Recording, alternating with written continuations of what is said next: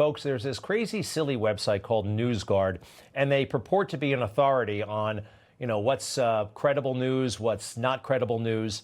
They are woke, they are left, they are weird, and they are very much anti-MAGA. And people are becoming wise to it. Microsoft basically said out loud that they don't want Newsguard using their name, and they don't want to be associated with Newsguard. Microsoft is actually trying to ensure that their news feed is not impacted by Newsguard. You've been following this, sir, and I'm hoping that Newsguard, which was founded by Steve Brill, who's kind of a crazy leftist maniac himself, has been marginalized, and it will stop harming excellent news providers like Newsmax.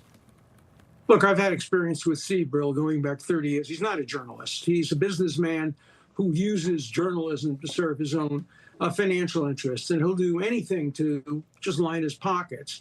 I first met him when he violated a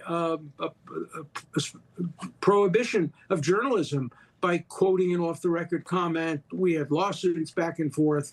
You mentioned Steve Brill. I mean, he's very innovative. He created a lot of interesting TV platforms, but he's not an honorable man, and he's not a man who should be trusted to present the news objectively. Oh, for the days of Walter Cronkite, when you can turn on the television and say, now there's a man we trust. Boy, you can't do that with Brill. You can't do that with the New York Times. You can't do that with CNN. It's become so difficult to really objectively find the news. People now use the media not as a way of presenting truth, but as a way of presenting their narrative, whether true or false.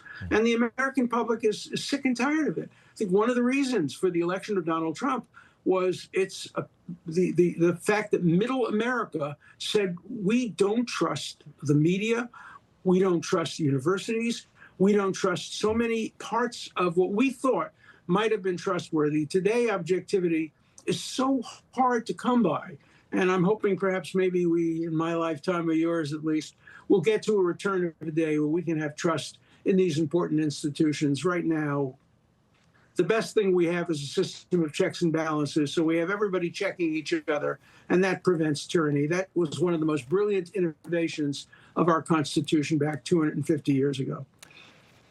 Professor Dershowitz, I'm sorry they're still giving you a hard time. You don't deserve it, but I fight back. Exactly.